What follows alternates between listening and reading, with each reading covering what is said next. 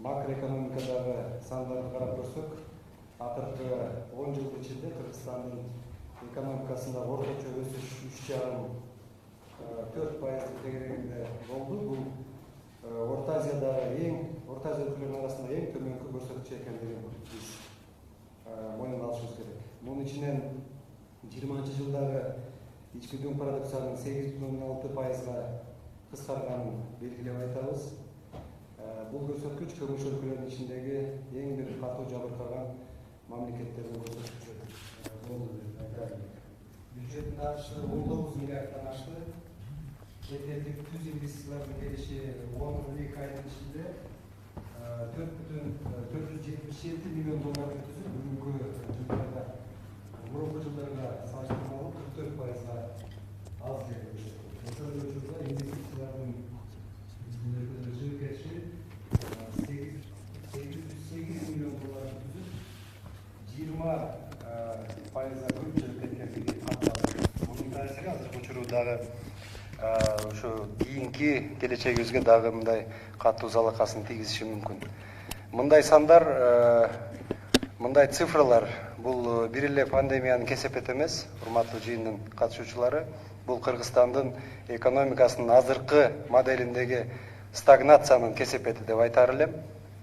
Ошондуктан өкмөттүн азыркы учурдагы негизги милдеттери орто мөөнөткө багытталууга тийиш. Аларга эмнелер кирет?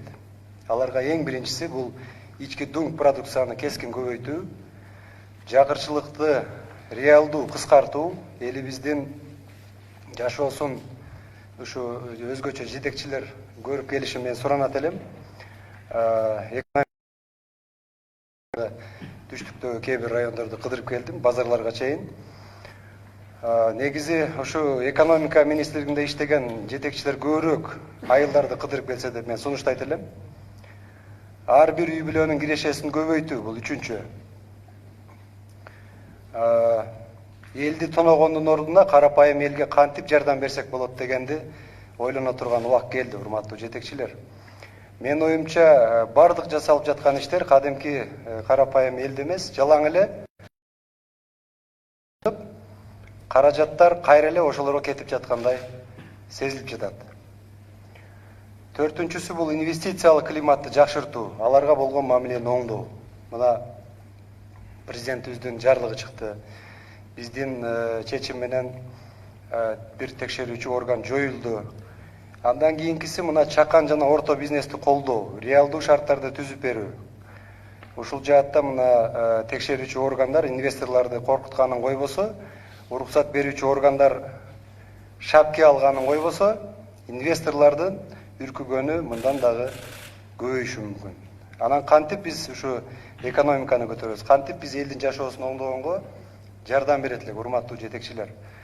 Бизге келген маалыматтар боюнча президентибиздин мына бир топ жарлыктары чыкты. Ошого карабастан ишкерлерге январь айында ГСБ тарабынан 100 иш козголгон.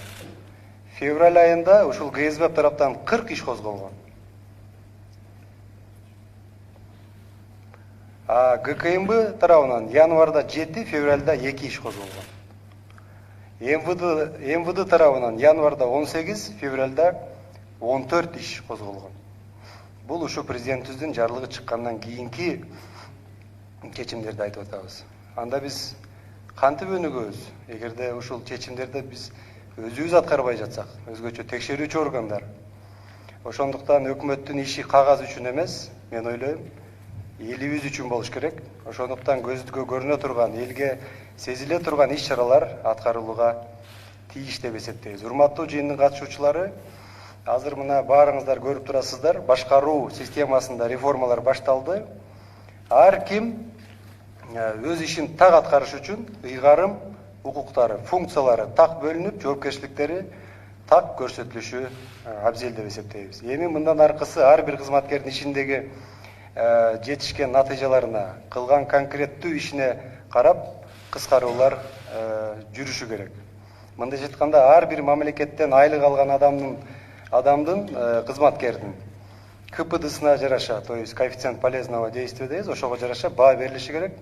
ошондо реалдуу иштердин көрсөткүчү ойлойбуз жогорулайт. Өзүңүздөр билесиздер, 3 февралда баарыбыз ушул өкмөт мүчөлөрү өзгөчө жогорку кеңештен өтүп бекип келдик. Андан кийин 50 иш-чарадан турган 100 күндүк планыбызды бекиткенбиз, баарыңыздарга таратылып берилген. Бирок 100 күндүк планга кирбей калган дагы бир топ иштер негизинен аткарылып жатат бүгүнкү күндө. Алгач 100 күндүк пландагы бүгүнкү күнгө чейинки аткарылган иштерге кыскача токтолсом, келген маалыматтарга ылайык марттын 10-на чейин белгиленген иштердин баары аткарылып жаткандыгы көрүнүп турат.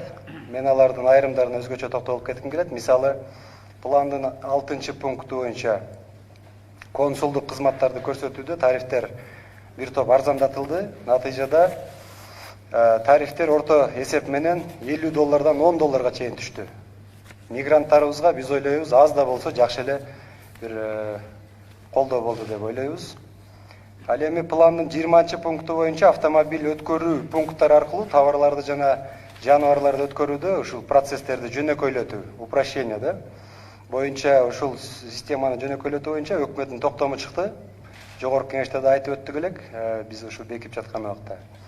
Кыскартып айтканда, бул бир аялдама, одна остановка принципи боюнча бүгүнкү күндө 3 өлкөлөргө экспорт системасы жөнөкөйлөштүрүп иштей баштады. Бир топ текшерүүчү функциялар чек арада кыскарды.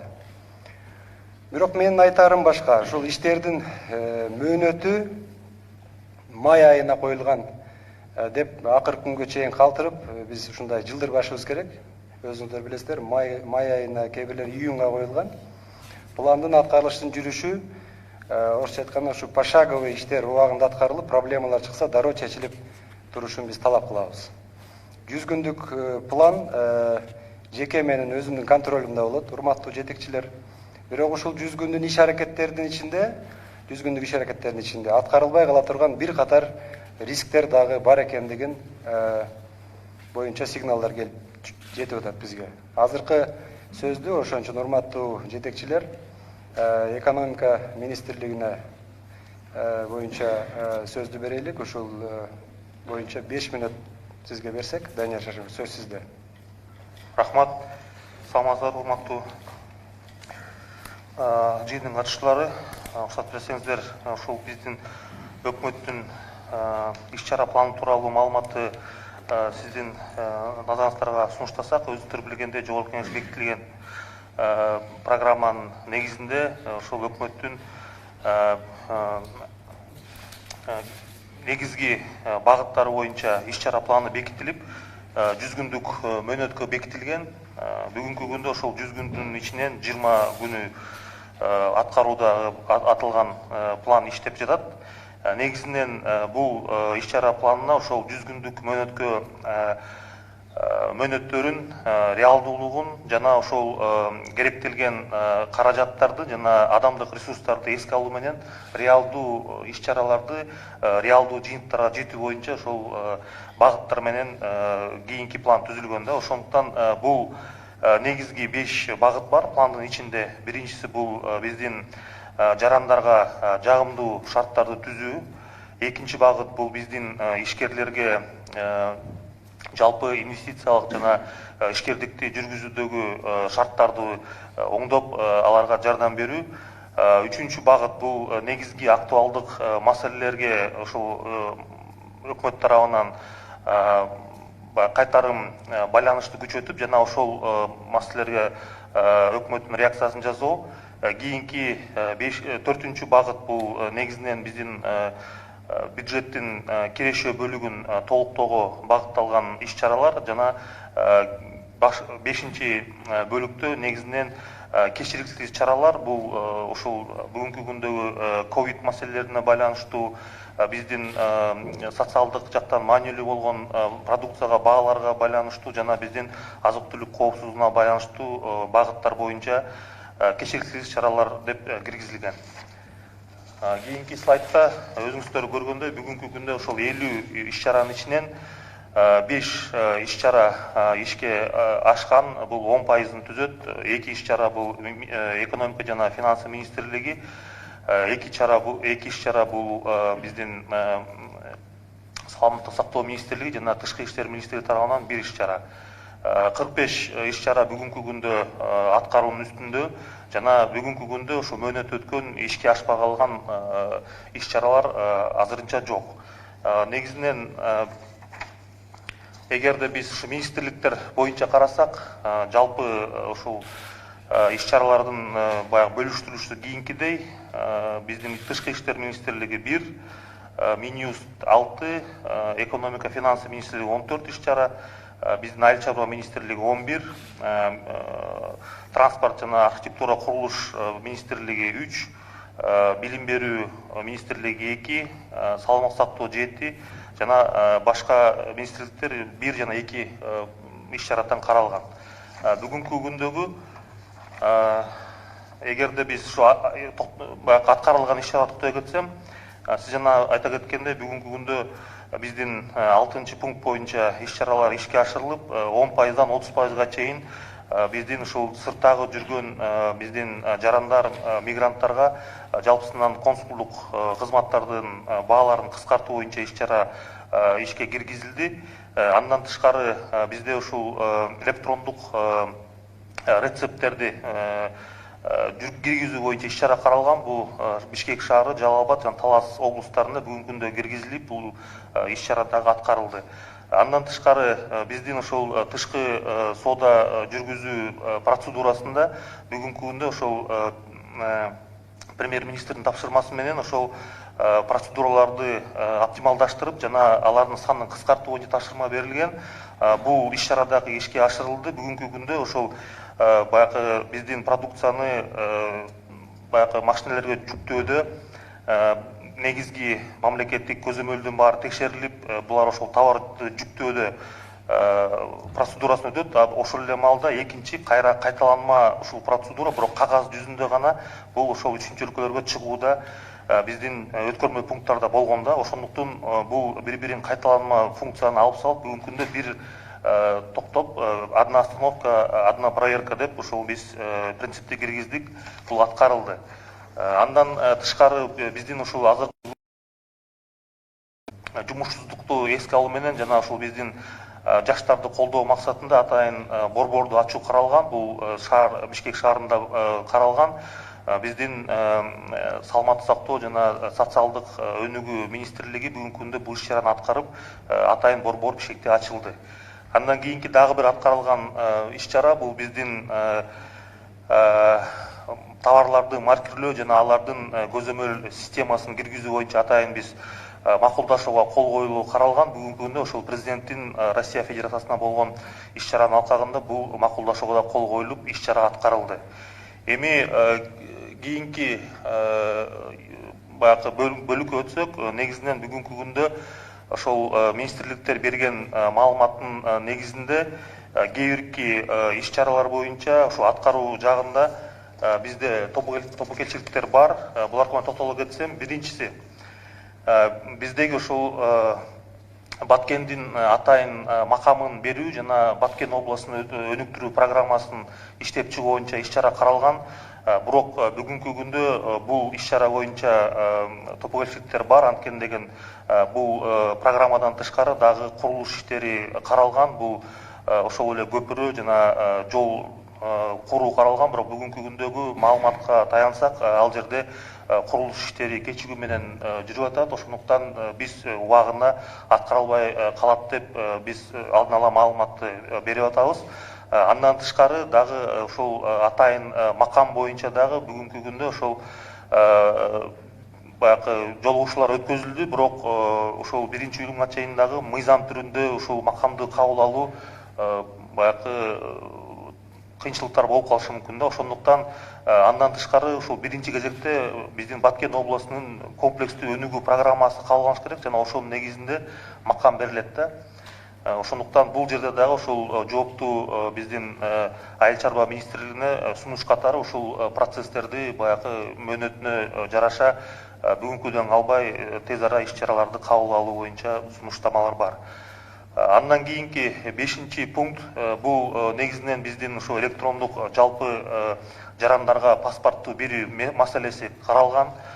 Бул азыркы күнгө алынган маалымат боюнча бүгүнкү күндө булардын бланкалары бар жана атайын ошол электрондук чиптерди киргизүү процедуралары да жана ошол аппаратура бар, бирок ошол маалыматтарды ошол жаңы паспортко баягы лазердик түрдө жазуу боюнча маселе чечилбей калган. Анткени деген бул ошол подрядчиктер тарабынан бүгүнкү күндө маселе толугу менен чечиле элек жана паспорттарды берүү баштала элек.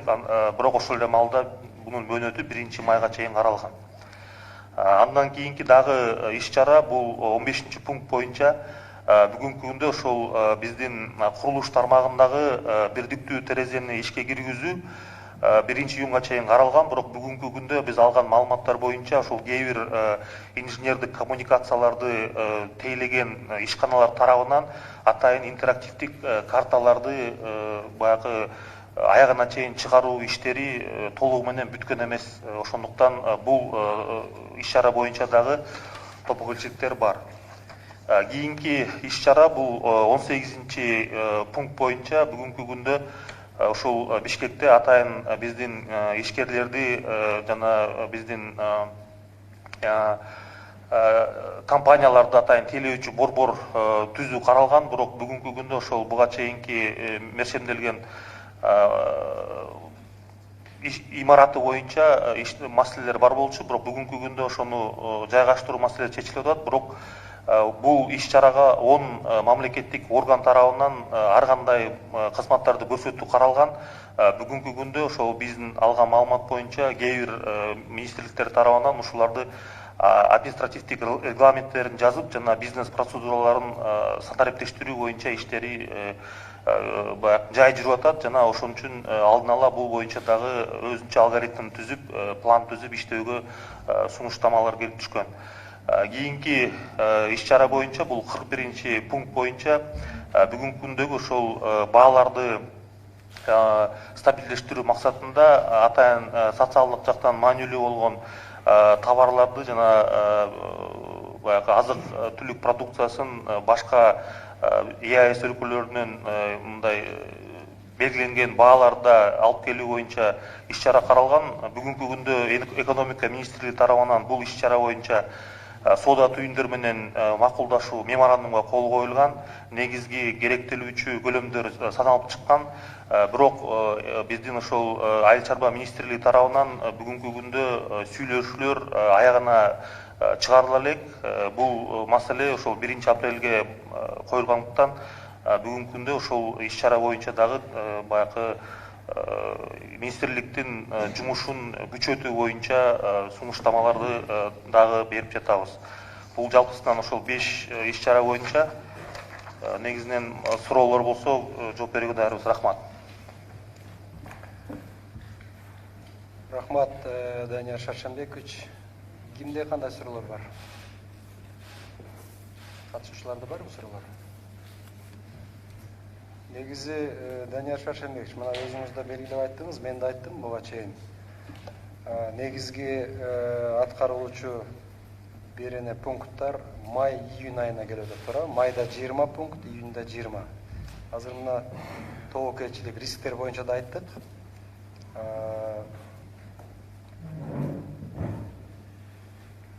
Кайсы ошондо ушул 50 иш-чарадан канча пункттар жылышы мүмкүн суроогунан бүтпөй? Мына Баткен боюнча айттыңыз, туурабы? Негизинен биз бүгүн ошол тобокелчиликтер бар деп 5 пункт боюнча маалыматты бердик. Бул 5 пункт боюнча биз ошо 100 күн ичинде жетишпей, үлгүрбөй калышыбыз мүмкүн. 5 пункт, Сиздер карадыңыздар, Бектай Чүйч? Ал жерде негизги маселе бул объем, ошо курулуштун чоң объему, андан кийин каржы маселеси, ошол эле көпүрө боюнча 229 миллион кошумча акча талап кылынат. Ошондуктан ошол маселе. Мына 15-пункт боюнча биз буюрса 19 мартта барып курулуш тармагынын өкүлдөрү өткөндө бу жерде бизнес менен жолукканбыз, курулушчулар ошолор менен чогуу барабыз. Туурабы? Гүлмира Куранбековна. Бу жерде Көкөчаров мырза сөз берген, эгерде 19 мартта бүтпөсө, бул жердеги тиешелүү кызматкерлер кызматтарын тапшырып кетүү боюнча. Туурабы? Бул жумада барабыз да. Бул 5-пункт паспорт боюнча. Загранпаспорт. Азыр биз 1 сентябрга чейин узарттык. Бул жерде ким катышып атат? Паспорт боюнча. Кыска айтып койсоңор, негизи айына мен билгенден азыр где-то 40 миңдей паспортты биз узартып берип турушубуз керек, туурабы? Сыртта жүргөндөр бар, бияктан окууга кете турган студенттер болушу мүмкүн, больницаларга барышы мүмкүн, чет жактарга. Эми Россия менен Казакстан, кошуна өлкөлөргө ID карта менен барса болот, туурабы? Мына срок 1 май деп атасыңар, бирок бул жерде риск деп атасыздар, туурабы? Чечилеби 1 майга чейин? Азат Сапарович. Бул паспорт боюнча сизге байма-бай кирип атабыз, бирок бул жерде ГРЭСтин берген маалыматы боюнча алар 1 майда болот. Бирок биз айтып атабыз, риск большой. Биз айтып атабыз, наоборот, риск бар десек, алар бүтүрөбүз деп атат да. Бирок биз ошол рискти эсепке алуу менен 1 сентябрга сыяктана жана токтоо менен жылдырып бердик. Ушуну катуу көзөмөлгө алыш керек. Бул жактан бизден аппараттан дагы жеңиш жасаңызчы. Паспорт боюнча биз мен баягы күнү мына элге ачыгын айттык, туурабы? Бул жерде тиешелүү кызматкерлер жазасын алды. Эгерде 1 майга чейин чечилбесе, анда абдан катуу чаралар көрүлүш керек. Сунуштарды бериңиздер, жетекчилер боюнча дагы. Элге ачык айтышыбыз керек бүгүнчү.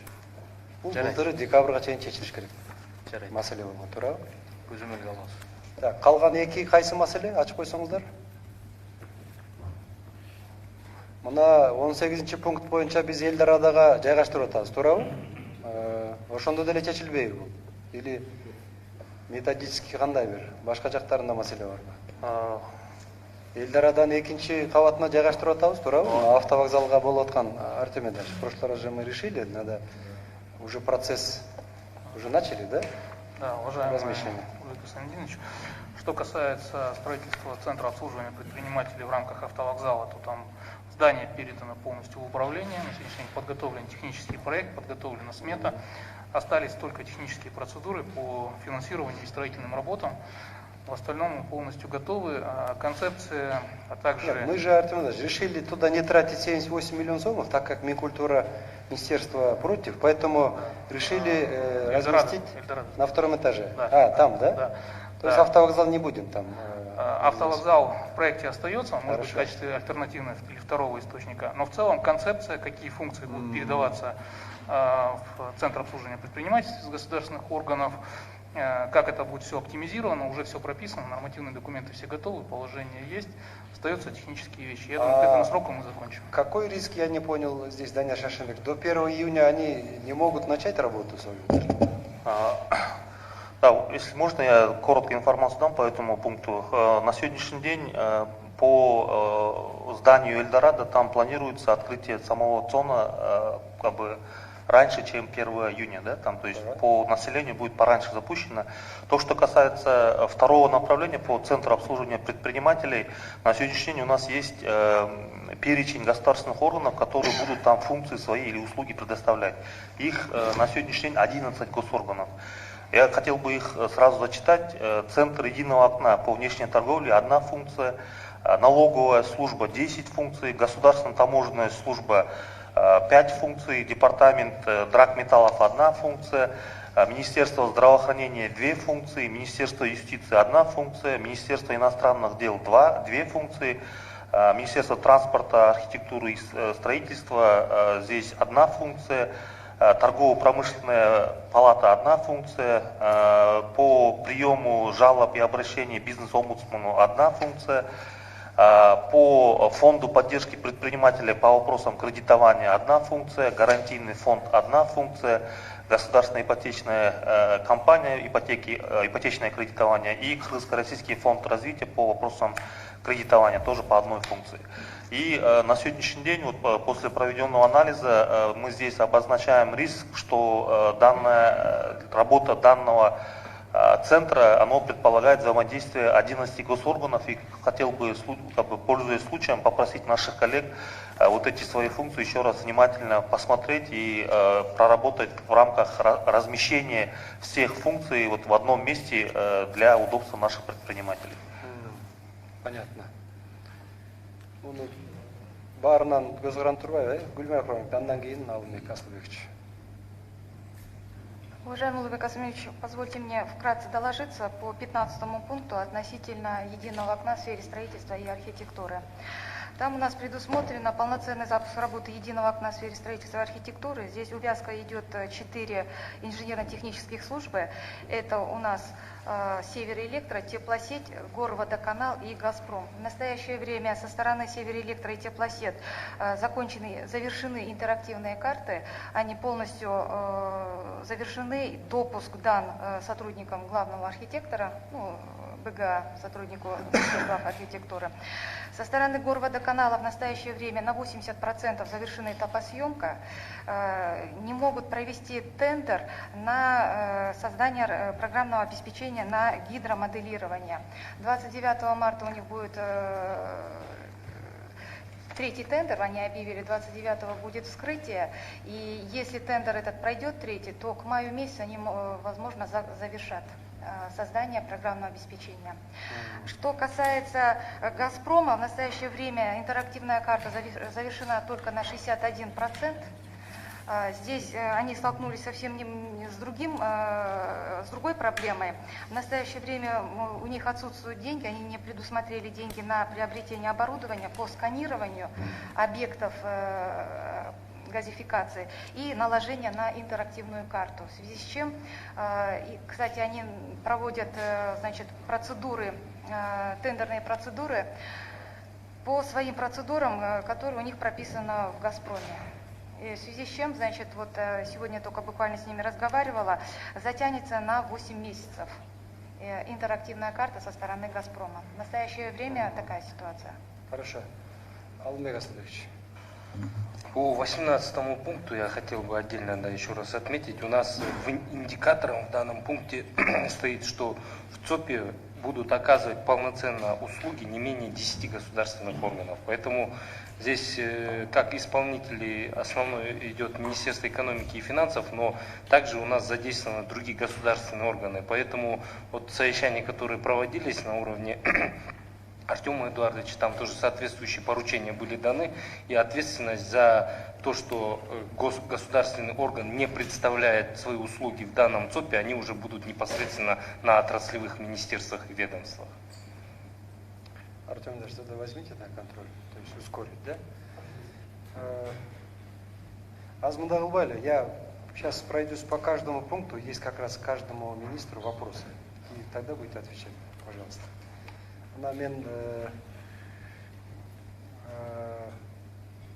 Артем Эдуардович, вам вопрос вот по 27 пункту, да?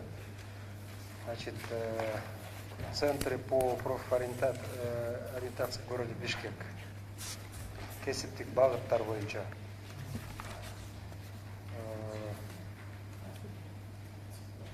Негізі, в целом мы здесь ожидаем создать условия, да? Или уже созданы условия для молодежи, безработных граждан по самостоятельному решению вопросов профессионального становления и подготовки к профессиональной карьере. То есть это же было, да, до этого? Или мы новые создаем? Уважаемый Улыбек Самединович, это отдельный, получается, центр. Он создан буквально недавно в рамках утвержденного плана. В этом центре будет аккумулироваться предоставление услуг для молодежи, для лиц с ограниченными возможностями, проводиться тренинги, мастер-классы по эффективному трудоустройству. По сути, центр направлен на то, чтобы выявлять предрасположенность тех или иных граждан к отдельным профессиям и, соответственно, в соответствии с их потребностями, их предрасположенностями, их заинтересованностью, помогать им найти и реализовать себя в том направлении, в котором они потенциально будут лучшими. То есть молодежь на сегодня есть у нас анализ, да, сколько человек обратились? Вообще, то есть Центр создан относительно недавно, на сегодняшний день еще пока анализа нет у нас, по сути идет этап становления.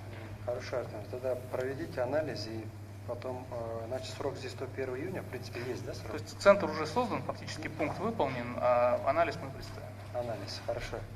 Так, кейінгі сұрау Гүлмира Құрамбековна, сізден баштайлық. Мына қайрылы қайтсақ, уже жаңа Баткен бойынша, да?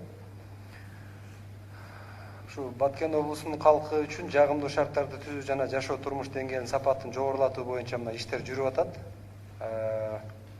Особый статус деп атабыз, башка маселелерде жардамдап атабыз. Бул жерде мына Аксай жана Капчыгай айылдарынын ортосундагы жана Аксай Тамдык автожолунун жана көпүрлөрдүн курулушу боюнча иштер биринчи июнь карата бүтүш керек. Мына азыр Данияр Шаршенбекчи айтты, бул бүтпөй калышы мүмкүн.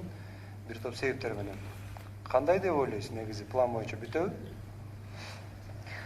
Уважаемый Лубек Асанудинович, действительно риски такие есть. В этом году, на 2021 год, в бюджете у нас было предусмотрено на строительство моста 5 миллионов 900 тысяч сомов. Строительство моста на сегодняшний день приостановлено из-за нерешенности приграничных вопросов. Из-за этого есть риск. Жаңа губернатор дайындалды, урматтуу генерал мырза. Негизи бул дипломатиялык жол менен чечилиш керек. Мен билгенден көпүрөнүн бир жарымы бүткөн, туурабы? Жалпы көлөмү канча, 11 миллионбу? Болгон. Жарым освоение болдубу? Болгон. Өткөндө да башталганда кайра токтоптур. Муну ушул жергиликтүү бийлик менен иш алып барып, чогуу дипломатиялык жол менен бүтүрүш керек. Бул жолчу Аксай Тамдык, Капчыгай. На продолжение строительства автодороги Көкташ-Аксай-Тамдык в этом году предусмотрено 21 миллион 200 тысяч. Если в общем оно предусмотрено 229 миллионов, если будет полное финансирование, то бүтүрөбүз в этом году. Акча каралган да негизи, туурабы? 21 миллион каралган в этом Беребиз году. да толук. Былтыр жылдын бюджетинде болгон 21 миллион каралган, Жалпы көлөмү канча? фактически 229 миллион. 21 миллион каралган. 210% каралды да? Да. Хотя бы 10%ын беребиз да, туурабы? Быйыл каралган. Негизи Освоение. канча освоение кыласыңар эгерде берсе? Канча берилет, как выделят деньги, это полное освоение болот. Анда биз көбөйтүү жагында карап көрөлүк. Мындай бюджеттин кирешесине жараша. Биз кайрадан карап чыгабыз муну. Эми ушул маселеде мен сразу тапшырмаларды айта кетейин. Анда бизде чек ара боюнча өкүлчүлүк бар өкмөттө. Ушул транспорт министрлиги менен биргеликте тийиштүү чараларды тезинен кабыл алыш керек. Ушу көпүрө маселеси, жолду куруу, эртең жолду курганда дагы бул жерде препятствие болбош керек да. Кошуна өлкөлөр менен дагы жергиликтүү бийлик чогуу иш алып баруусун мындай суранып, тапшырма катары талап кылат элек. Андан сырткары мына транспорт министрлиги боюнча ушул 15-21 пункттар боюнча жана айыл чарба министрлигинде мына 29-39, 41, 48 пункттар боюнча өкмөткө мындай сөздүн түз маанисинде айтканда отписка катары киргизилиптир. Аппаратка аткаруу боюнча так жана иштелип чыккан маалыматтарды киргизүү жагын жеңиш жасаңыз, көзөмөлгө алсаңыздар. Мындай отписка болбош керек да. Аткаруу мөөнөтү кийинирээк болсо дагы кадамдык иш-чаралардын жүрүшү так көрсөтүлүп туруш керек. Жума сайын иштин бүтүшү боюнча пайыздык көрсөткүчтөр коюлсун. То есть канча пайыз аткарылат. Мен азыр мына иш бөлмөмдөгү мониторингге койдуруп атам программаны. Күн сайын мен ошол жерде көрүп турам. Кайсы иш канча пайызда аткарылып атат. Анан мөөнөтүнө келгенде анан биз бүтпөй калдык деген бул жерде бир шылтоолор болбосун. Күнүмдүк ар бир жана айтпадык, пошаговый, ошону көрүп турайлык, урматтуу тиешелүү жетекчилер. Эгерде ушундай көрүнүштөр катталса, мындай пайызы жогорулабай, өзгөрүлбөй, иш начар аткарылса, анда тиешелүү чараларды көрүшүбүз керек. Аскарбек Сапарбек, сизге суроо. Мына 39-пунктта азык-түлүк коопсуздугу жөнүндө Кыргыз Республикасынын мыйзамына өзгөртүүлөрдү киргизүү каралган. 39-чу беренен ачып койсоңуздар. Мыйзамга кандай өзгөртүүлөр киргизилет жана бул азык-түлүк коопсуздугуна негизи мындай кандай таасир этет? Бүгүнкү күндө көрүп атабыз, коомчулукта элдин койгон талабы, баалардын маселелери. Кыска айтып берсеңиз. Пегасович, бул пункт боюнча эки мыйзамга өзгөртүү киргизүү боюнча биз долбоорун даярдап макулдашууга жибердик. Ошонун ичинде бүгүнкү күндө өзү 1-майга чейин бүтө турган, бирок Министерство здравоохранения деле калды, ошол бүтсө, анда биз ушул тиешелүү шартта аппаратка киргизебиз.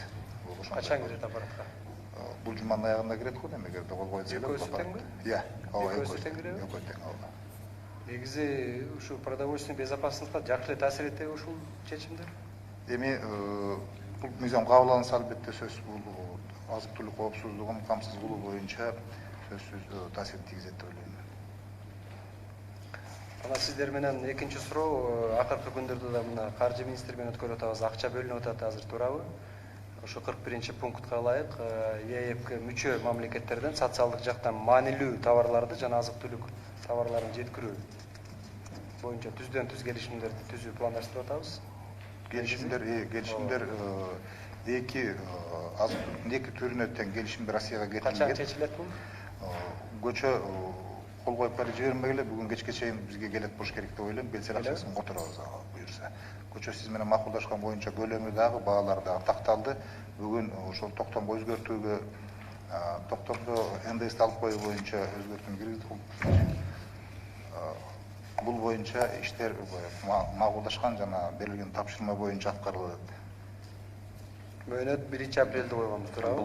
Бул боюнча уруксат берсеңиз, жанакы акча каражаты боюнча ошол мамлекеттик резерв фондунун бюджетинде 220 миллион, анан кошумча 310 миллион буйрук чыкты. Ошонун негизинде табыштама болсо биз убагында каржылап бергенге даярбыз.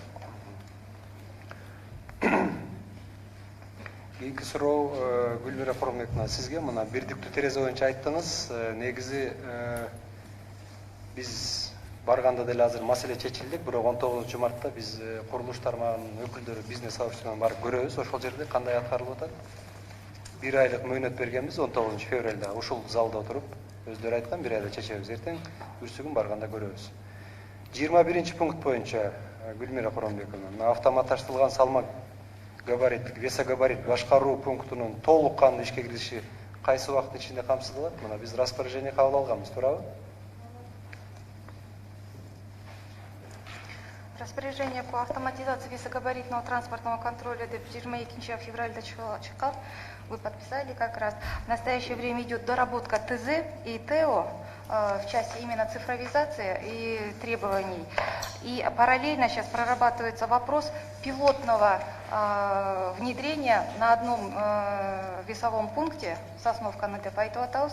Это будет пилотный, он будет как образец, как он должен будет работать. Это отсутствие человеческого контакта, это получается прямые показания непосредственного транспортного средства, то есть государственный регистрационный номер, имеется ли перегруз, иные нарушения. И эта система будет интегрирована со всеми действующими системами. В частности, это будет ЕСУВМ, насколько это возможно, интегрировано с безопасным городом, с системами ГРС в части водительского состава и регистрации автотранспортных средств. У нас сиз бу жерде жазылып атат, 1-июнга чейин обеспечить запуск как минимум одного пункта, да?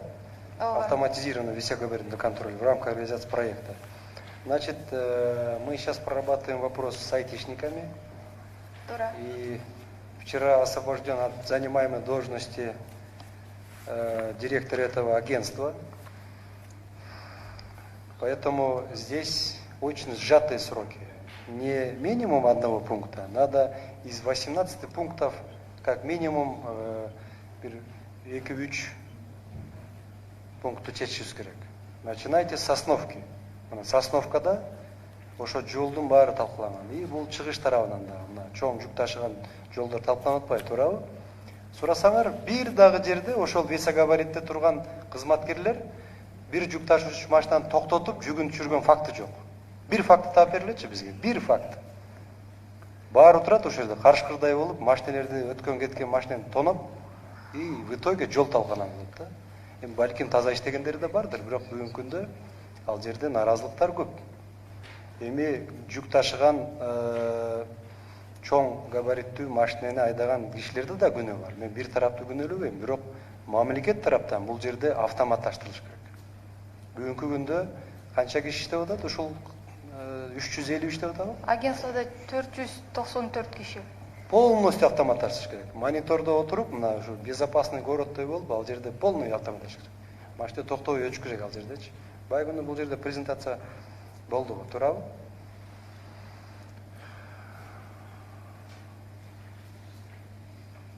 Ошон үчүн ушу планда көрсөтүлгөн пункттарды жүзөгө ашыруу боюнча кошумча иш-чараларды конкреттүү мөөнөттөрүн көрсөтүү менен бекитип, өкмөттүн аппаратынын структуралык бөлүмдөрүнүн кароосуна киргизсеңиздер, мына жана мыйзам боюнча дагы биз жогорку кеңешке батыраак киргизишибиз керек, туурабы? Мыйзам долбоору да. Баткенде өзгөчө статусу боюнча дагы мыйзам долбоор Тездетели. даярдалды. Сизге бүгүн алып келебиз. Тездетелик, ушу мына Баткендин өзгөчө статусу боюнча, азыркы маселелер боюнча.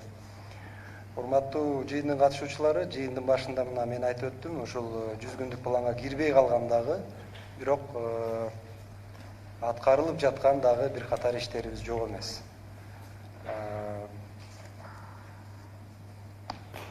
Улукбек Тойчуевич, сизге суроо жана тапшырмалар бар. Мына президентибиз Россияга, Казакстанга барып келди. Жакында мына Өзбекстанга барып келди. Артемидарчы, вам Улукбек Тойчуевич, сиздерге чогуу да. Ушул жакта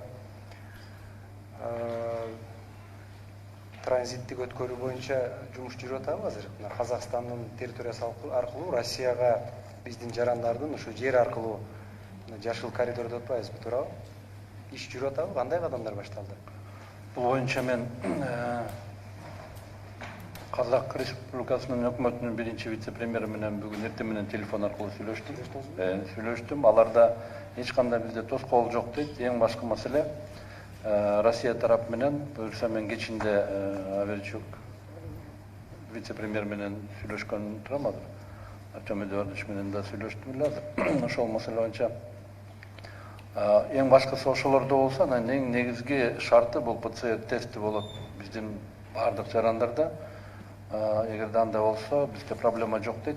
Казак тараптан эң башкы ПЦР тест бекер болобу? Взаимное признание, да? То есть эки тараптуу признание боюнча Тогжанов менен мен сүйлөшөйүн десем, Тогжанов ал премьер менен Түркистан шаарына кеткен экен. Ал келгенде кечинде аны менен да байланышам.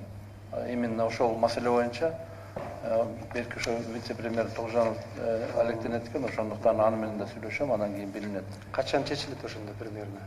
Эртең ушу так болот. Мен эң башкысы Россия тарап Аверчук менен. Бизде мына билеттин баасын көрүп атабыз да, туурабы? Авиа билеттин баасы Бишкек Москва абдан кымбат болуп атат.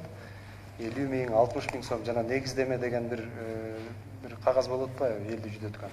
Эгерде ушул транспорт менен баруу жагы через Казакстан Россияга ачылса, биздин жарандарга бир топ жеңил болмок да. Москвадан Бишкекке 9 миң, 10 миң болуп атат, а кайтып кетүү 6 эсе, 8 эсе, 10 эсе болуп атат, чынын айтканда кымбат да. Биз ушу элибизге чоң жардам болот дегенден бул процесс тездетиш керек. Эми президентибиз барып келгенден кийин бул маселе көтөрүлгөн, мен ойлойм тез арада чечилет го деп. Ишти биз өзүбүз тездетсек. Өзбекстан боюнча дагы Улукбек Тойчуевич, мына сиз барып келдиңиз. Чек ара пункттарын мына кээ бир пункттары ачылуу, экономикалык карым-катнаш боюнча муну да көзөмөлгө алыңыздар. Атайын жыйындарды өткөрүп бул боюнча дагы. Айтып койсоңуз. Бул жерде эки президентибиз 10 күндүн ичинде маселени чечкиле деди, бирок фактически 10 күндө чечилбей, себеби ал жерде жанагы өзгөчө жүк ташуучу посттор, жүк өткөрүүчү посттор боюнча чоң проблема. ЕЭКтин алкагында биз төп келтиришибиз керек. Биринчиден, экинчиден ал жерде жана коюла турган жабдуулар абдан кымбат. Азыр биздин балдар ошонун үстүнөн иштеп атат. Жалпы суммасы канча кошумча бизден талап кылынат, ошол эле убакта өзбек тараптагы өздөрүнүн ошо чыгымдарын эсептеп атат. Алар менен тыгыз байланышта, мен алардын да биринчи вице-премьери Умурзаков менен байланыштам. Ал жерде проблема болбойт. Бирок жанакы көрсөтүлгөн мөөнөттөрдө чечүү бул физически өзү болбойт. Түшүнүктүү. Кийинки маселе мына жазгы талаа жумуштарына даярдык көрүү. Биз бугача селектордук кеңешме өткөргөнбүз. Күйүүчү, майлоочу майлар менен камсыздоо биздин дыйкандарды. Бензин, дизель, андан сырткары биз мына бул боюнча азыр запрет койдук да, туурабы? Үчүнчү өлкөлөргө нефтепродуктыларын мазут менен авиакеросинден башкасын, туурабы? Ошон үчүн экспорт токтоду, бирок баа түшкөн жок. Баа түшкөн жок, аны билебиз. Ар кандай себептери бар. Негизи дүйнөлүк масштабта нефти кымбаттап атат. Мен кече күнү дагы онлайн интернеттен карасам, ошол нефти чыгарган чоң державалардын өздөрүндө баасы где-то 60 центке барып калып 92 маркада бензин бизден бир аз даже кымбат экен. Биз эми импорт менен алып атпайбыз. Мына Россиядан индикатор менен без пошлина алып атабыз. Без пошлина, туурабы? Ошон үчүн ушул экспорт токтоду, эми дефицит азайды деп ойлойбуз, бирок эми баа тилекке каршы өсүп атат, туурабы? Аскар Сапарбекович. Өзүңүз Улук Гасанович, сиз айткандай баа өсүп атат, ошол эле мезгилде Кыргызстанга күйүүчү майдын келиши дагы кичине мындай басаңдап калып, мен көчөлү сүйлөштүм эле, тияктан ушу отправка, отгрузка болбой, бүгүнкү күндө мисалы үчүн Бишкек петролиумда дизелдик күйүүчү май жок. Дефицит башталдыбы? Тияктан отгрузкада проблема болуп атыптыр. Эми азыр мен нефтетрейдерлер ассоциациясынын төрагасын чакырдым, бүгүн кечинде сүйлөшүп дагы такташабыз, эмне себептен андай болуп атканын. Баа токтобой өсө турган болуп атат. Давайте анда бүгүн эртең анда өзүнчө бир дагы чукул жыйын өткөрөлүк анда нефтетерлердин катышуусу менен. Сизде сөз бар, Данияр Шабанович? Ушат маалымат иретинде бул маселе боюнча биз ошол Россия Федерациясынын соода өкүлчүлүгүн Латыпов мырзаны чакырып бул маселени койдук. Ошол негизинен Россиядагы кайра иштетүүчү заводдордон ошол биздеги күйүүчү майларды көлөмдөрүн токтотпостон бизде ошо поставканы жасап берүү боюнча бүгүнкү күндө ошол биздин визави партнерлорго да кат дагы жолдодук. Ошол каттын негизинде көлөмдөрдү токтоосуз андык да. Муну сүйлөшөлүк, Артемий Эдуардович, Улукбек Тойчевич. Өзүңүздөрдүн визави коллегалар, мен сүйлөшөйүн кимдер менен болсо, муну чечелик. Андан сырткары урматтуу жыйындын катышуучулары, мына бизде ушу минералдык жер семирткичтер боюнча дагы маселелер бар.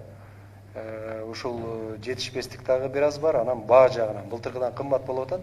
Ошол себептен мына биздин тапшырма менен токтомдун долбоору даярдалды. Ушул Кыргыз Республикасынан минералдык жер семирткичтерди 3-чү өлкөлөргө ташып чыгарууга убактылуу тыюу салуу жөнүндө. Запрет на экспорт. Мына даяр экен, мен азыр эле ушу сиздердин көзүңүздөрчө эле кол коеюн.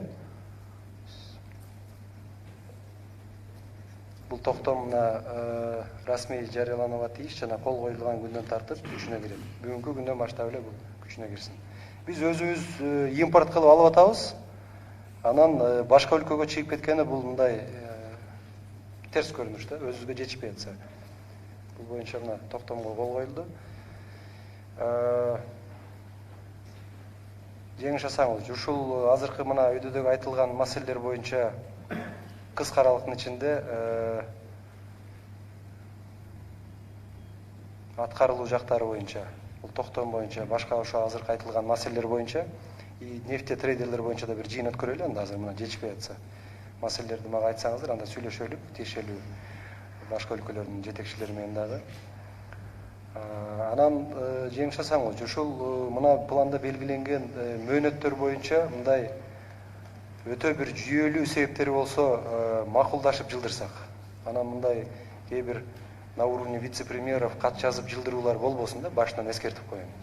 Только по согласованию с премьером. Барын тактап, бул сурооктор так коюлган, туура? Урматтуу Улукбек Асанович, бул негизги иш-чарабыз өзгөчө контролго коюлган. Белгиленген мөөнөттөрү жылдырылбайт. Жылдырса дагы сиздин макулдугуңуз менен жылдырылат. Макул, түшүнүктүү. Менде кийинки суроо, эми бул планда кээ бир жок маселелерге да катышкан министрлер отурат. Мына билим берүү министрлигине суроо да, Алмаз Бешиналич. Бизде ушул планга кирбептир да сиздер тараптан сунуш. Сунуш кирген план, эки план кирген. Кирдиби? Кайсы план, кайсылар кирди? Биринчиси бул билим берүү тармагындагы бала бакчалардагы окуучулардын санын көбөйтүү боюнча, охватты көбөйтүү боюнча экинчи пунктта. Расширение охвата за различных моделей детских садов деп турат. Да, экинчи. Анан экинчи маселебиз болсо бул эмгек рыногуна жараша кадрларды даярдоо маселеси турат.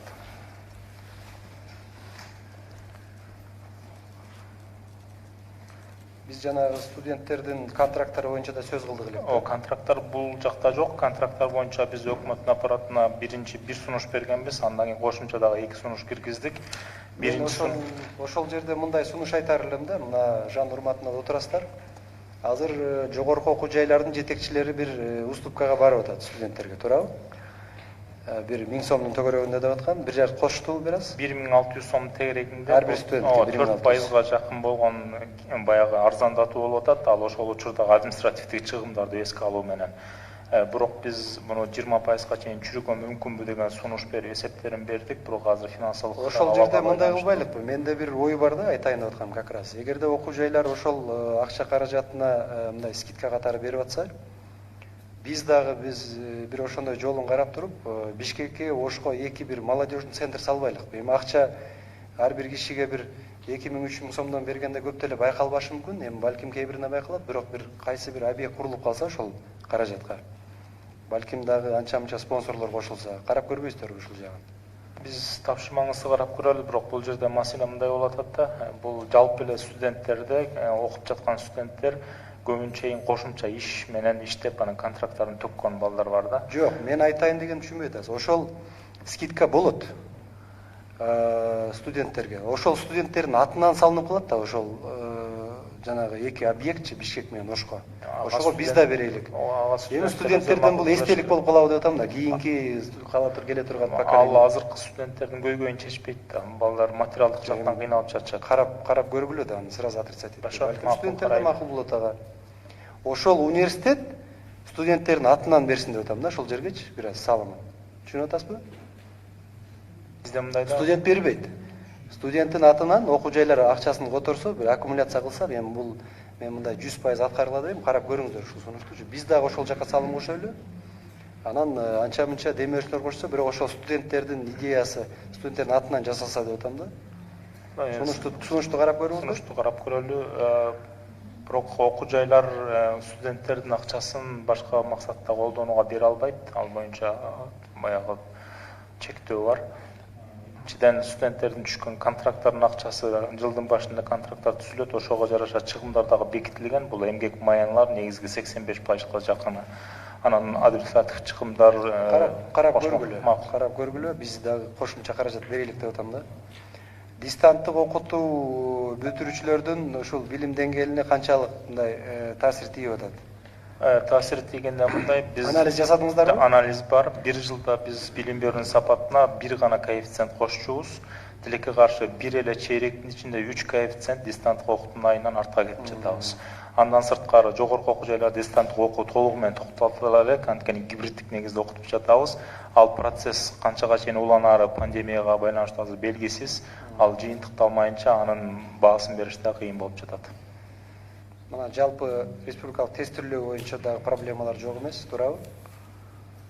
Республикалык тестирлөөнү былтыр онлайн форматта өткөргөнбүз, анткени пандемияга байланыштуу техникалык жактан бир дагы маселе чыккан эмес ал багытта. Бул проект ийгиликтүү ишке ашкан. Эгерде мазмуну тарабынан болсо, менин оюмча бул боюнча да маселе болбош керек. Ал эми жогорку окуу жайларга тапшырууну биз азыр өкмөткө сунуштап жатабыз. Жылда 2 жолу өткөрүү боюнча дүйнөлүк практикада студенттер окууга жылда 2 жолу тапшырышат. Биз дагы ушундай күзгү жана жазгы семестрга деп 2 жолу кабыл алууну сунуштап жатабыз азыр. Түшүнүктүү. Коргоо министрлиги боюнча дагы суроо бар. Бул жерде өкүлү барбы, жокпу? Барбы? Нурсейит Бектемирович биякта бизден бөлүмүнө катышып атат. Мына Бишкек шаарындагы аскердик бөлүктө 11 жоокер кургак учук менен ооруп атат, туурабы? Турат. Туберкулез социалдык оору экенин баарыбыз билебиз. Демек, нормалдуу мындай тамак аш жагынан менин оюмча маселе болгон. Солдаттардын тамагын текшерип көргөн эмессиздер, менин оюмча. Өткөндө эле жоокерлердин тамагын жакшыртуу боюнча биз токтомго кол койгонбуз. 23 февралда мен аны токтомго кол койдук. 1 апрелден баштап ал күчүнө кириш керек негизинен. 1 апрелденби? Бул жалпы республика боюнча туурабы? Бардык ушул аскерлердин баарына. Ушул жагын көзөмөлгө алыңыздар. Жарайт. Биз бул токтомду мындай жөндөн жөн кол койгон жокпуз. Негизинде ушундай фактылар кездешпесин. Биздин аскерлер мындай күчтүү болсун деген ойдо. Мындайга жол бербеш керек. Анча-мынча ошондой көрүнүштөрдү 1 апрелден баштап Бакталбай сиздердин бөлүм барып внезапно текшерсин. Жарайт. Ошол кандай тамак жеп атат, барып видеого тартып, аскер кийимин кийип барасыздарбы, кандай кыласыздар, аларды барып текшергиле. Кийинки суроо санариптик кызмат Гикицке.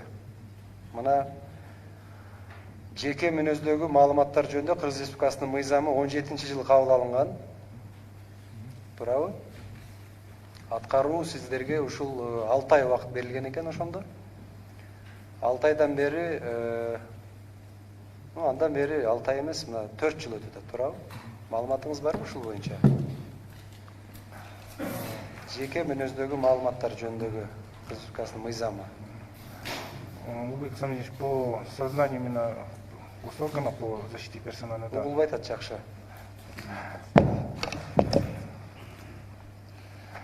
Именно касательно создания госоргана по защите персональных данных, в настоящем положении на данный момент мы заложили уже в структуре, которую вы уже нам сказали, что подписали, в Государственной службе цифрового развития. На первоначальном этапе мы хотим его в качестве подведомственной организации с дальнейшим выводом. На какой стадии? Первоначально... пайыз аткарылды? Там, Александр Ильич, по данному органу уже мы 3 раза вносили в адрес правительства проекты постановления.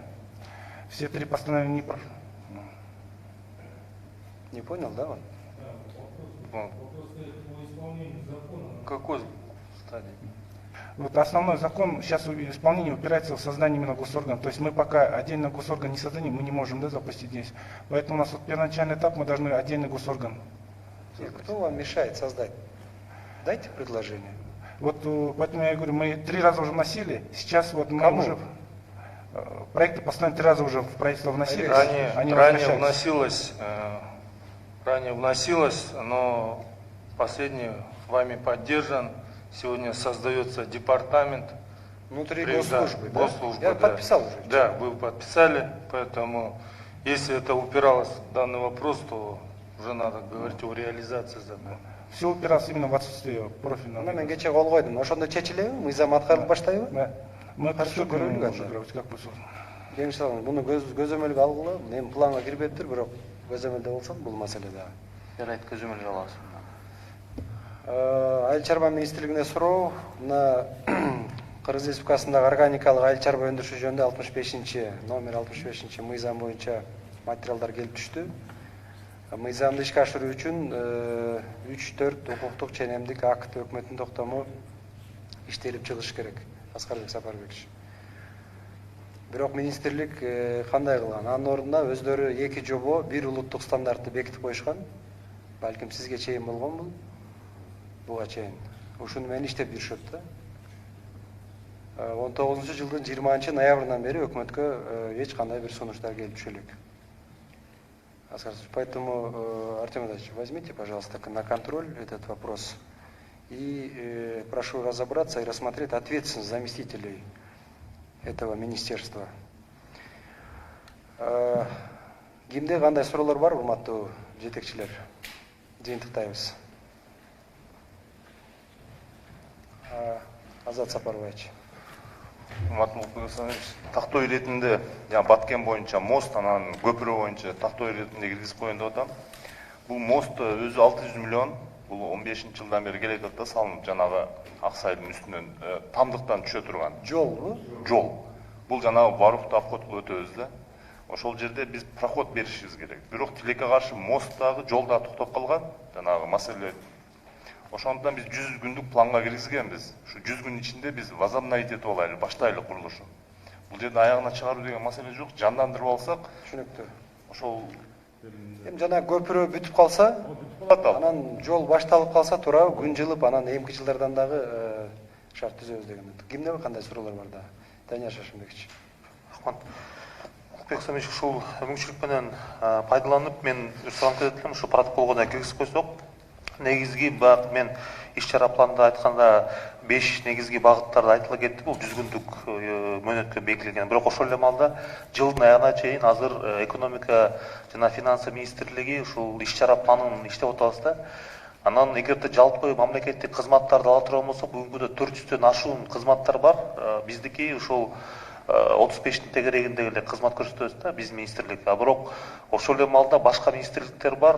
Планда көрдүңүз, 14 иш-чара биздин министрликке берилген да. Ал эми башка министрликтер 130тан, 80ден, 70тен кызматтарды көрсөтөт да. Анан ошол жаатында биздин жарандарга жагымдуу шарттар түзүүдө дагы бир чоң сураныч ошолорду дагы оптималдаштыруу, аларды баягы жокко чыгаруу, убактысын кыскартуу, баягы ыңгайлуулугун жогорулатуу боюнча дагы көп сунуштар берсе болот да. Ошол эле маалда негизги багыттар бар. Бул ошол эле азык-түлүк коопсуздугу, биздин ковидке байланышкан маселелер, ошолор боюнча дагы баягы дагы кошумча пункттарды берсеңиздер. Андан эң негизгиси баягы президенттин указдары чыкты. Ошонун алкагында биз сунуштарды чогулттук. Бирок ошол жаңы реформалар тууралуу дагы кээ бир учурда министрликтер баягы жоопкерчиликтен качып мындай жакшы сунуштар бербеген учурлар да бар да. Ошондуктан биз Улукбек Асадович айткан маселени баягы ар бир министрликке болгон басымдын көлөмүн санап чыгабыз. Канча иш-чара киргизди, ошол маалыматты да биз кошо беребиз да. Ошондуктан дагы бир жолу сураныз, ошол иш уланууда бүгүнкү күндө даярдап атабыз. Мындай кылабыз, Данияр Шаршембек. Тең туура маселени айттыңыз. Мына эртең менен министрлер менен жыйын өткөргөнмүн. Эгерде ушул 100 күндүк иште ар бир министрдин ишине баа берүү жагын карап чыгабыз. Негизи канча бир көйгөйлүү маселелер чечилди, пландары кандай келечекке. Мындай инициативалар жагынан, көйгөйлүү маселелер чечүү жагынан кандай чечип атышат, кандай мындай жылыштар болуп атат, көйгөйлүү маселелер. Мына коомчулукта көтөрүлүп аткан, массалык маалымат каражаттары да көтөрүлүп аткан. Эгерде кайсы бир жетекчи ал жерде жумуш алып бара албай жатса, анда ошол эле схемаларга кирип, ошол эле замдардын сөзүн сүйлөп, мына кече акциз боюнча да жыйын өттү бул жерде, туурабы? Мына көпчүлүк кээ бирлер каршы болуп атат. Эмнеге каршы болуп атат? Түшүнүктүү да эмнеге каршы болуп атат. Ошон үчүн урматтуу министрлер, урматтуу жетекчилер, мына өкмөттүн аппараты бул 100 күндүк ушул ишти аткарсак эле мен ойлойм баардык маселе чечилип калбайт. Антип ойлобойлук. Андан кийин дагы 100 күндүк кабыл алабыз. Бирок ушу ар бир министрликтер, ушу министрдин жетекчилери, урматтуу министрлер, ошону мындан сырткары да өзүңүздөр кайсы маселелерди чечесиздер. Бул эми ошол убакта кабыл алынган документ. Анын арасында мындан сырткары дагы бизде жумуштар жүрүш керек да. Мына айыл чарба министрине мен күнүгө тапшырма коюп атам. Ушул азык-түлүк коопсуздугун чечүү боюнча ар тараптуу иштер жүргүзүшүбүз керек. Мына айдап себеп иштерин да азыр пландаштырыш керек. Ушул өсүмдүк майын чечүүдө. Мына азыр мен бир аздан кийин кабыл алам жанагы өсүмдүк майын иштеп чыгуу ишканасынын жетекчисин. Туурабы? Дом атабы? Мына 80 000 тоннага чейин өсүмдүк майын иштетип чыгарганга мүмкүнчүлүгү бар экен. Анда бизде сырьё маселеси турат, туурабы? Камсыздоо. Семечке, сафлор, жана башка ошолорду азырдан туура пландаштырып сепсек, ошолорго үрөнү менен камсыздап берсек, суу маселелерин чечип берсек, быйылкы жылы хотя бы бир 50% чечилип калса, эмки жылдан баштап бизде импорт растительного масла 85% эмес, бир 35%га түшүп калыш керек бул. Туурабы? Анан ошолорду мына кече да жакшы сунуштар айтылды, Улукбек Тойчу. Ушул май өндүргөн ишканаларды давайте 1-2 жылга салыктан бошотойлу. Колдойлу аларды. 1 жыл, 2 жыл салыктан бошотойлу. Ушул өсүмдүк майын өндүрүүчү биздин жергиликтүү ишканаларга жеңилдик болсун. Конкурентоспособность болсун. Сырттан келген май менен алар ошолор өндүргөндө эртең эл ошол өзүнүн өндүргөн ата мекендик өсүмдүк майын сатып алганга жакшы шарт түзүлсүн. Сырьёну сатып алуу боюнча дагы ошол азыр биздин дыйкандар ошону сепсе, күзүндө бизде сатып алуу, алар сатуу боюнча дагы сбытта маселе болбош керек. Ошол жагын давайте азыртан каражаттарын карайлы. Кымбатыраак сатып алайлы элден. Эмки жылы өздөрү себе баштайт. Өздөрү себе баштайт. Кайрак жерлерге сафлор сепсе, полубагара жерлерге кара семечкелерин сепсин. Мына өткөндө көрдүк ярмаркада. Украинадан алып келип атабыз деп, туурабы? 40 сом. 1 килограмм 40 сом, 3 килограмм семечкеден 1 литр май чыгат экен. Ал сырьёнун өзү 120 сом болуп атат. А жерде налог бар, рабочий сила бар, жанагы бүт оборудованиянын себестоимосттору отурат да бар. Анда уже сапаттуу май чыгып атат, бирок кымбат болуп калат. Ал Россиядан келген майдан да кымбат болуп калат. Сапаты жакшы. Ошол жактарын эсептеп туруп, биздин азыркы мына бүгүн жыйын өткөрбөдүкпү? Эртең ошо келе турган өсүмдүк майы сахарды антимонополия менен чогуу карап туруп, элге чыкканда баасы эндес жок чыксын. Ал жагын карап көрүңүздөр. Дотация кылайлы ушул жагын. Ушул маселелер кимде бар дагы суроо? Урматтуу кесиптештер, мына иш-чаралардын көпчүлүк пункттарында жанакы мыйзамдын долбоорлорун иштеп чыгуу жана парламенттен өткөрүү каралган. Ошондуктан бул маселени катуураак көзөмөлгө алсаңыздар, эгерде кандайдыр бир жардам керек боло турган болсо ошол депутаттардан, комитеттерден, фракциялардан мен баягы парламент менен иштеген чоң тажрыйбабыз бар, ошондуктан жардам бергенге мен даярмын. Кайсы депутат болобу, фракциянын лидери болобу сүйлөшүп, ошол шарт түзүп бергенге. Рахмат. Урматтуу жыйындын катышуучулары, мен кайрылып кетер элем. Мына азыр таблицаны карасак, сведения. Кээ бир мамлекеттик органдарда почти жок экен да. Иш-чара жок. Иш-чара жок. Мына Министерство энергетикаде болгон 2 иш-чара экен. Барбы өкүлү? Отдел бар да, отраслевой, отраслевой отдел бар. Министерство энергетики и промышленности, заместитель министра Исаева Вероника Владимировна. Всего два пункта. Ну, может быть, значимые, но надо на этом не останавливаться. Карап чыгыш керек муну. Министерство культуры бир эле маселе бар экен да бул жердечи. Молодежной политики, культуры, информации, спорт. Госслужба цифрового развития всего 2 мероприятия. Биз айтып атабыз, цифровизация. Азыр мына бардык министрликтерде автоматташтыруу башка. Мен азыр мына айтишниктер, мына силердин дагы жетекчилик чечилет 1-2 күндүн ичинде. И аябай көп маселе коюш керек бул жерге. Начиная департамента госзакупок Министерства финансов, заканчивая ДЛО, Министерство здравоохранения. Бүт цифровизация башташ керек бул жердечи. Азыр мына дары-дармек боюнча Алымкадыр Сабирдинович, биз акырына чыгарайлы. Мен бүгүн анализдеп отуруп көрдүм. Данияр Шаршембекович. Почему лекарства у нас дорого? Оказывается, из-за освобождения НДС дорого. Анализ өткөрүп көрсөңөр, мен кайра жыйын өткөрөйүн. Некие компании создаются в Москве, где-то за границей, чтобы они установили цену, да? Силер бул жака келгенде 10%-дан ашык кошпойт деп атпайбы? Эгерде дары 10 сом турса, аны Москвада Farm Plus или X Plus деп компания түзөт экен. Бул жерде X деген компания. 10 сом турган дарыны 40 сом деп жазат. 10 сом турат, мисал үчүн бир дары. 40 сом деп жазат. Бул жака келгенде 50 сомдон сатып атат. Получается, в итоге 5 раз дороже, чем в Москве. Мына баягы конкреттүү дарыларды карадык, туурабы? Бүгүнкү күндө почти 100% дары без НДС кирип атат. Туурабы, Алымкадыр Сабирдинович? Мына таможня баягы айтты го. Быйылкы жылгы эле потеря канча миллиард болот, канча миллиард. Бирок дары арзандадыбы? Ошон үчүн мен ойлоп атам, анда НДСти киргизели, 10 сомдон алган дарысын 10 сом деп көрсөтсүн, НДС төлөсүн 12%. Анда мен ойлойм, Москва менен Турция менен дарынын айырмасы в разы будет дешеветь, в разы. 10 сом же 100 сом турган дары бул жерде 150 сомдон ашпайт анда. Анда көрүнүп калат баары. Цифровизация, мына бүт автоматташтыралы, лекарственное обеспечение баары көрүнөт бул жерде. И бюджетке да түшөт, элге да арзан келет дары. Ушул жагын Алымкадыр Сабирдинович. Мага маалымат да келбей калды. Бир жума мөөнөт бердим эле, силер ойлобогула унутуп калат деп. Мен элге сөз бергенмин. Дарын арзандатуу боюнча менин жеке көзөмөлүмдө болот. Пока бул маселе бир аз ылдыйламайынча, анча-мынча жетекчилерин тынчын алып турам деп айтканмын ушул жердечи. Мына бир жума 10 күн өттү, бир да сунуш келген жок. Анткени так оставлять, как сегодня, многим чиновникам выгодно. Ошон үчүн биз давайте элибиздин жашоосун көтөрөлүк десек, карапайым элдин жашоосун көтөрөлүк да. Эмнеге биз байлар тарап болобуз? Эмнеге байларды колдойбуз?